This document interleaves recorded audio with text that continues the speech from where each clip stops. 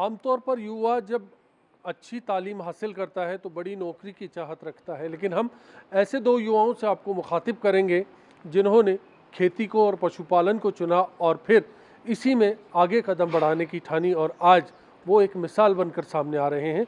ETV Bharat पर आपका तारुफ कराते हैं विभोर और इशिता से। ये दोनों जयपुर के ऐसे युवा हैं जिन्होंने अलग हटकर ठानी। एक ने एमबीए किया, एक ने इंजीनियरिंग की, लेकिन अपने फील्ड की जगह इन्होंने परंपरागत काम को चुना और देश की सेहत को सुधारने का जिम्मा हाथ में लिया। विभोर, आपका स्वागत करते हैं सबसे पहले ईटीवी पर। किस तरह से ये कंसेप्ट आपने लिया, क्या उस दौरान ख्याल आया, और फिर जब इशिता आपके साथ में जुड़ी तो फिर इसको किस तरह से देखा आपने? सर बेसिकली हमारी ये जो जर्नी है लगभग 8 साल पहले स्टार्ट करी थी। उस समय जस्ट इंजीनियरिंग ख़त्म करके ही हमने इस फील्ड में वेंचर किया था और स्टार्ट करने का भी मतलब हमारा कोई बैकग्राउंड नहीं था। जब हमने स्टार्ट किया हमारे पास तो खेती की ज़मीन भी नहीं थी, तो इनिशियली तो किराए की ज़मीन लेके और वहीं से हमने शुरुआत की थी। कुछ एक 20 गाय ली थी, एक बुल लिया था और वहाँ पे हमने शुरुआत की थी। जयपुर से 16 किलोमीटर दूर भांगखरोटा करके जगह, वहाँ पे हमने 3 साल किराए की ज़मीन पे काम किया और वहाँ जब हमको लगा हम कर पा रहे हैं, मैनेज कर लें, एस्टैब्लिश रीजनेबली हमने कर लिया है, तब हमने फिर यहाँ पे ज़मीन ख़रीदी। अभी ये तिबारिया गांव का नाम है, जयपुर से 30 किलोमीटर के आसपास दूर है ये। और यहाँ पे हमारे पास टोटल अभी 12 एकड़ ज़मीन है और यहाँ पे हम अभी सारा काम कर रहे हैं। एक ट्रिगर पॉइंट क्या रहा?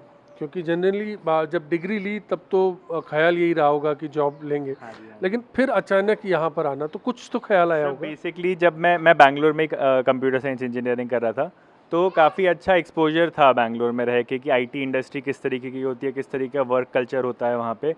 तो वहाँ देख के मुझे एक तरीके से रियलाइजेशन हुआ कि ये लाइफ तो मुझे फॉर श्योर लीड नहीं करनी है। 9 to 5 वाली कॉर्पोरेट लाइफ जिसमें आप एक पैकेज बड़ा होगा, पैकेज बड़ा होता है, लेकिन आपका जो लाइफस्टाइल एक तरीके से देखा जाए तो हेल्थ पॉइंट ऑफ व्यू से बहुत ख़राब होता है। तो वो चीज़ मुझे ऐसा लगा यार अपन सारा जीवन पैसे कमाने में ही लगा देंगे, सेहत को भी नुकसान होएगा उस जीवन में और अंत में आप खुश भी नहीं रहते हैं। कोई भी आईटी में जो नॉर्मली जॉब करते हैं 99% लोग खुश नहीं होते। तो उसका कारण ही यही है कि आप खुद जो चीज़ करते हो, नेचर के साथ जुड़ के कोई चीज़ करते हो, तो उसका जो सेटिस्फैक्शन होता है वो अलग होता है। वो आपको कॉर्पोरेट लाइफ या कहीं नौकरी करके वो चीज़ नहीं मिल सकती। 20-22 की उम्र रही होगी जब ये ख्याल आया? 22 साल का था जब हमने स्टार्ट किया था यहाँ पे। देखिए, आपके लिए वो ट्रिगर पॉइंट क्या रहा और कैसे जुड़ना हुआ इनसे? तो जब पहली बार इस ज़मीन पे, जैसा विभोर ने बताया, जब शिफ्ट किए थे तो उस समय ये पूरा रॉ था। जब मैं आके देखी थी पहली बार तो कुछ भी नहीं था, सिर्फ गाय थी यहाँ और एक कमरा बना हुआ था। तो उसके बाद ही हम दोनों ने मिलके यहाँ पे ग्रोथ की। हमने जितने भी नए नए प्रोडक्ट्स और इंट्रोड्यूस किए, पूरा खेती में हमने जो ध्यान दिया, तो वो सब हमने मिलके साथ में किया है। तो मेरे लिए ट्रिगर पॉइंट नहीं था, मेरे लिए एक तरह से ये एक लग्जरी लाइफस्टाइल थी कि आप नेचर के साथ जुड़ के रह रहे हो, आप गायों के बीच में रह रहे हो। ये बहुत अद्भुत अनुभव होता है अगर कोई भी इस लाइफस्टाइल को एक्सेप्ट करता है। तो मेरे लिए तो काफ़ी अच्छा एक्सपीरियंस रहा कि मैं गायों के साथ जुड़ पा रही हूँ, मैं नेचर के ये बीच। सवाल लाजमी है कि मैनेजमेंट की डिग्री हासिल की आपने, एमबीए रहे और उसके बाद फार्म मैनेजमेंट में आप आ गए, तो वो पूरा चेंज रहा। वो चेंज पर सवाल नहीं उठे आप पर, और ख़ास तौर पर जब लड़कियों को लेकर कोई एक बदलाव की बात की जाती तो सोसाइटी सवाल करती, घर वाले सबसे पहले आगे आते हैं। क्या आपके साथ कुछ ऐसा रहा? बिल्कुल नहीं, घर वाले पूरे सपोर्टिव थे क्योंकि उन्हें भरोसा था कि ये जो फील्ड है, जिनको लोग पीछे छोड़ चुके हैं, भूल चुके हैं, जो जेनजी आप कहते हैं, वो नहीं आना चाह रहे इस फील्ड में, उन्हें पूरा भरोसा था कि इसमें बहुत स्कोप है आगे। गाय हर चीज़ के बेसिस है, गाय हर चीज़ का नींव है। तो हम गायों के साथ प्राकृतिक खेती करके बहुत आगे जा सकते हैं। इसमें बहुत ज़्यादा स्कोप है। जैसे आप आगे चल के इको टूरिज़्म कर सकते हैं, एग्रो फॉरेस्ट्री मॉडल डेवलप करके आप लोगों तक अच्छा खाना पहुंचा सकते हैं।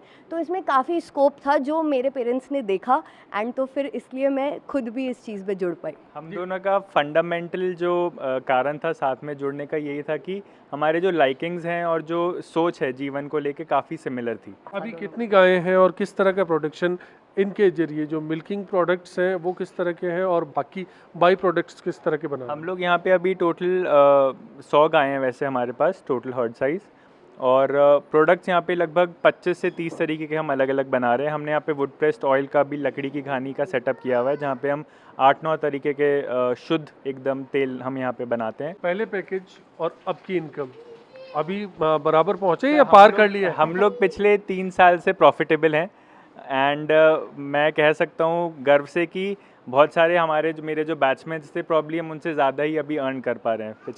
तो फायदे का सौदा है खेती, जिनको अक्सर लगता है कि खेती नुकसान है, गाँवों में नुकसान है, उज्जैन जी जो सड़कों पर उतरकर देश बदलना चाहते हैं, एक बार देख ले, देश का भविष्य इस रास्ते से भी गुजरता है।